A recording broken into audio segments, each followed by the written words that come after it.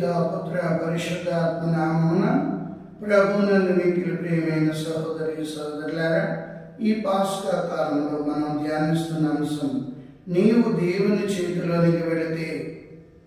యోహాను శుభవార్త 6వ అధ్యాయము 1 నుంచి 13 వచనాలు చూసినట్లయితే, యేసు ప్రభు ఆ నిర్జన ప్రదేశంలో ఉన్న ప్రజలకు దైవవాక్యాన్ని బోధించిన తర్వాత ఆయన వారికి తినడానికి ఏమైనా పెట్టండి అని పిలుపుని అడుగుతున్నారు.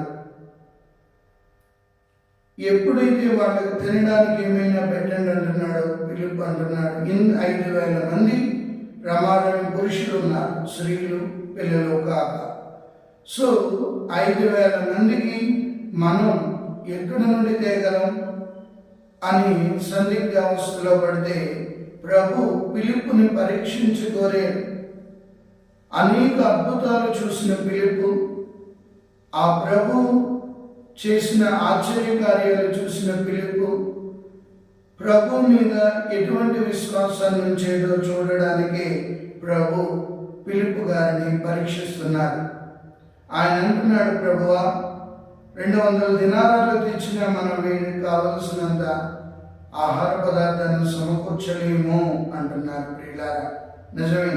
చాలాసార్లు మన క్రైస్తవ జీవితంలో దేవుడు జ్ఞాన స్నానం పొందిన దగ్గర నుండి మనందరి మీద తన అనంతమైన ప్రేమను కుమ్మరిస్తూ అనేక అద్భుత కార్యాలు, ఆశ్చర్య కార్యాలు చేస్తున్నప్పటికీ కొన్నిసార్లు చిన్న చిన్న పరీక్షలు ఎదురయ్యేటప్పటికీ విశ్వాసాన్ని కోల్పోతుంటాం, ఆందోళనలో పడుతుంటాం, బెంబేలెత్తిపోతుంటాం.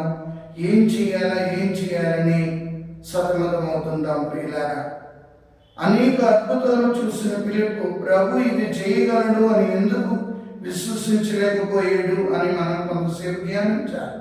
మన జీవితంలో కూడా, వ్యక్తిగత జీవితంలో, సంఘ జీవితంలో, కుటుంబ జీవితంలో ప్రభు అయిన యేసుక్రీస్తు చేసే కార్యాలు, స్వస్థతలు, అద్భుతాలు చూసినప్పటికీ కూడా పిలుపులా మనం కొన్నిసార్లు అవిశ్వాసాన్ని వ్యక్తం చేస్తున్నాం. ప్రియులారా, అందుకే ప్రభు పిలుపును పరీక్షింపబోయి ప్రశ్న వేసినట్లు యోహాను శుభవార్తలో స్పష్టంగా రాయబడి ఉంది. దేవుడు మనం కొన్నిసార్లు మనం ఎంతవరకు దేవునితో సహకరించగలం, ఎంతవరకు ఆయన మీద దృఢమైన విశ్వాసాన్ని ఉంచగలం, ఎంతవరకు దేవుని ప్రేమను గుర్తించగలమని చిన్న చిన్న పరీక్షలు వేస్తుంటారు. కానీ ఆ పరీక్షలో మనం ఓడిపోకూడదు, జారిపోకూడదు. ప్రభు మీద దృఢమైన విశ్వాసాన్ని కలిగి ఉండాలి. అందుకే మత్తయి శుభవార్త 7వ అధ్యాయంలో ప్రభు చెప్తున్నాడు, నా బోధనను ఆలకించి పాటించు ప్రతివాడు రాతి పునాదిపై ఇంటిని కట్టిన బుద్ధిమంతుని పోలి ఉన్నాడు. జడివానలు కురిసి, పెనుగాలులు వీచి, వరదల వెల్లువలై పారిన ఇంటికి అపాయము కలుగుదన్నట్టుగా దృఢమైన విశ్వాసాన్ని కలిగి ఉండాలి. అక్కడ ఒక చిన్న బాలుడు నా దగ్గర 5 రొట్టెలు ఉన్నాయని చెప్తున్నాడు. 5 రొట్టెలు 2 చేపలు. సో ఇక్కడ చూస్తున్నాం ప్రియులారా, ఆ చిన్న కుర్రాడు ఆ 5 రొట్టెలు 2 చేపలు ప్రభు అయిన యేసుక్రీస్తుకి ఇవ్వడం ఎప్పుడైతే మొదలుపెట్టాడో అద్భుతం జరగడం ప్రారంభించింది. ఆ చిన్న కుర్రాడి యొక్క ఉదార స్వభావాన్ని మనం చాలా జాగ్రత్తగా గమనించాలి. కొన్నిసార్లు మనం సంకుచిత మనస్తత్వం, స్వార్థ భావంతో మనం చేయవలసిన మంచిని చేయలేకపోతున్నాం. కాబట్టి ఈనాడు నీవు ఒక్కసారి 5 రొట్టెలు 2 చేపలు దేవుని చేతులకు వెళ్ళగొట్టి ఆశీర్వదించబడి రమారమి 5,000 మంది పురుషులకు పంచిపెట్టగా మళ్ళా తిరిగి 12 గంపలకి ఎత్తడానికి ఆ మిగిలిన ముక్కలను ప్రభు ఎత్తమని ఆజ్ఞాపించి, మన జీవితం ఒకసారి ప్రభు చేతిలోకి వెళ్ళిందంటే అద్భుత కార్యాలను చూస్తాం. మన జీవితం ఎప్పుడైతే ప్రభు చేతిలో మనం పెడుతున్నామో ఆశ్చర్య కార్యాలు దేవుడు మన జీవితంలో చేస్తాడు.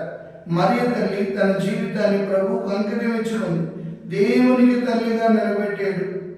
అబ్రహాము తన జీవితంలో ప్రభువునికి, దేవునికి సమర్పించుకున్నాడు. అందుకే జాతులకి తండ్రిగా నిలబడ్డాడు. మనమందరం కూడా ఈ పాస్కా పరమ పవిత్ర కాలంలో ఉన్న మనం దేవుని చేతిలోకి వెళితే ఆశీర్వదించబడతాం. మనం దేవుని చేతిలోకి వెళితే దీవెనకరంగా మారుతాం. మనం దేవుని చేతిలోకి వెళితే మనం ఊహించని గొప్ప కార్యాలను దేవుడు మన ఎడల చేయగలుగుతుంటాడు. కావున మనమందరం కూడా ఈనాడు దేవుని చేతికి సమర్పించబడిన ఆ 5 రొట్టెలు 2 చేపల్లా ఉండి మనం ఆశీర్వదించబడతాం, ఆనందించబడతాం, అభివృద్ధి మార్గంలో నడవగలుగుతాం. కావున ప్రతిరోజు నిన్ను నీవు ఉదయం లేవగానే నీవు దేవునికి సమర్పించుకోవాలి.